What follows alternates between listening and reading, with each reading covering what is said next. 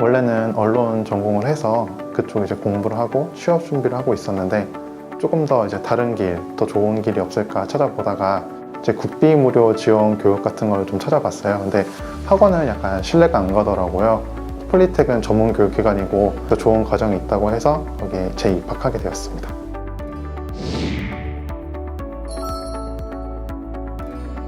처음 입학했을 때부터 전공이 커뮤니케이션 이론 같은 거에서 뉴미디어 개발론 같은 걸로 수업 내용이 바뀔 정도로 대단히 센세이션했어요. 그러다 보니까 IT, 소프트웨어 되게 관심이 많았었고 요즘 디지털 매체라던가 이런 것도 활발하게 이루어지다 보니까 그쪽을 내가 하려면은 기술을 배워야겠다 생각을 해서 데이터 융합 소프트웨어과에 지원을 하게 됐습니다.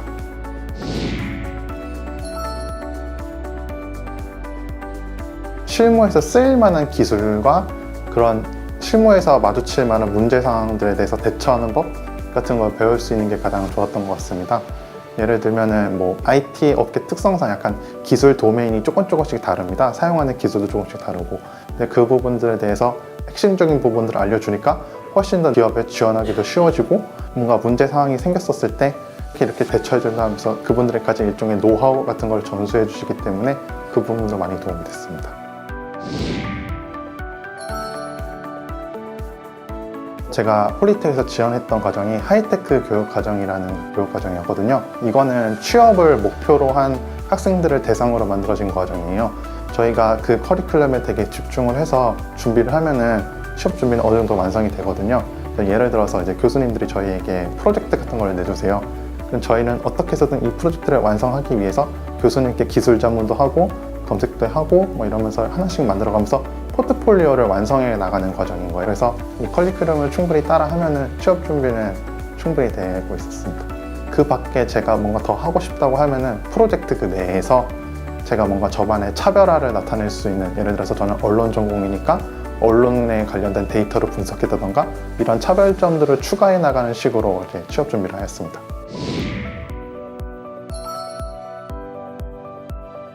실무 역량? 그 부분에 있어서 좀 많이 도움이 됐습니다. 기술 이런 것도 있는데 사실 실무에서 가장 마주칠 수 있는 게 문제 상황인 거잖아요. 근데 그때 교수님께서 일부러 저희를 과제라던가 프로젝트를 평가를 하실 때 교수님 입장에서 평가를 하는 게 아니라 직장 상사의 입장에서 저희를 평가해 주셨어요. 특히 실무에 맞게끔 문제 같은 걸 찾아서 해결할 때도 그냥 무작정 교수님이 알려주시는 게 아니라 관련 뭐 도큐멘트, 뭐 레퍼 같은 거 책 찾아서 네가 찾아서 읽어봐. 그 다음에 나한테 맞는지 확인을 해. 이런 식으로 말씀을 해주셔서 실무에서도 마찬가지 문제 상황을 맞추면 우리가 찾아봐야 되는 거잖아요. 그래서 그런 능력, 적응력 같은 걸 많이 길렀었습니다. 취업과 창업을 위한 기술을 배우고 싶은 분은 폴리텍 대학으로 오세요.